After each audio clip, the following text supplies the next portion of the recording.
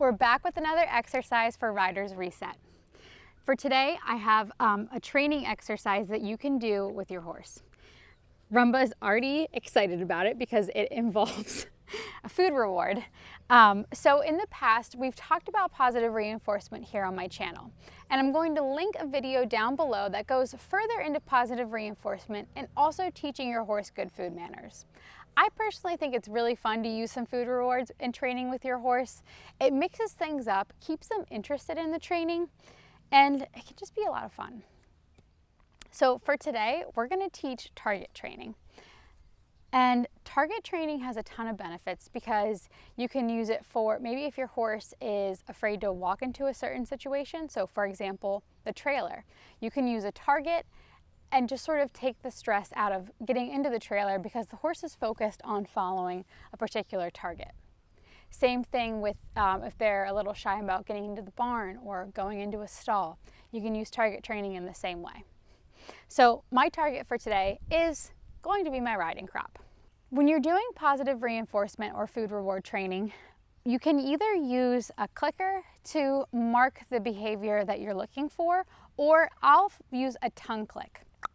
That's a pretty easy way to just signal, now that she knows, to signal when the horse has done the desired behavior. Again, linked below, I'm going to go into way more detail on both of those subjects in a video specifically on positive reinforcement, and then also how to teach food rewards. But for the sake of today's video, that's really what you need to know, is you need to have some sort of marker signal of when the horse is doing the correct behavior. So again, you can either use a clicker or the tongue click. The advantage of the tongue click is that you don't have to actually hold the clicker. Sometimes that can be a lot in your hands when you're doing this kind of training. So that's where the tongue click comes in handy. Now, Rumba already does have a basic understanding of food rewards and clicker training, but we're just gonna wake her up a little bit because she looks like she's ready to take a nap. So I'm gonna wait for her to stop being in space as much, asking for the treat.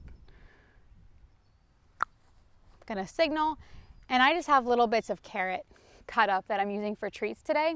If your horse gets really excited about food, try using a lower reward food, like you could even use some grass. Sometimes their grain is another great thing to use for that.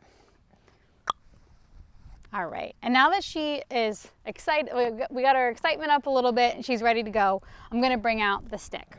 So I'm just going to see if she'll touch it by accident. And when she does, I'll signal and treat. I'm going to put the crop beside me when I'm letting her just sort of digest the training and understand what's going on before I ask her to touch it again. So when I pull the stick out, that's her cue to touch. She's just gonna think it through. She's still munching on her carrot, I think. We'll see if she gets it.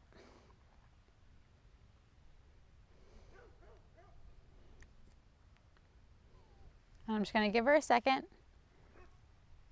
Maybe move it a little closer, guide her. There you go, good girl. Now she's never actually done target training before.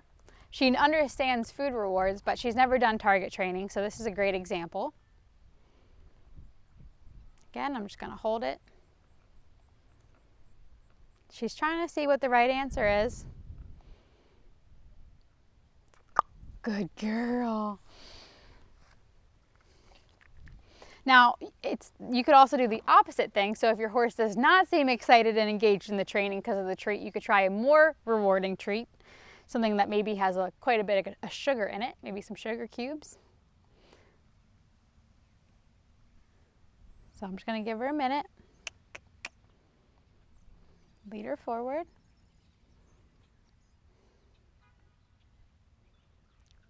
Good girl. Good girl.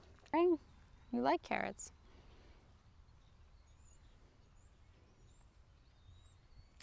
Good girl. So for now, I'm just trying to teach her to touch the target. And from there, we can use what's called shaping. And shaping will allow us to take that behavior and shape it into her walking towards the target, so that we can use it in applications like I was saying at the beginning of the video, like walking into the barn or getting onto the trailer. Whenever I'm working with a horse using positive reinforcement, I usually keep it pretty short. That's because she's taking in a lot of information, and sometimes horses will get a bit excited, so we don't want to spend too much time in that training. I want to have one goal for the day. For example, today was just getting her to touch the end of the target, achieve that goal, and then move on. If we go a little too deep into it, try to ask a little too much to begin with, the horse can become a little overexcited, and then it makes the training not quite as productive.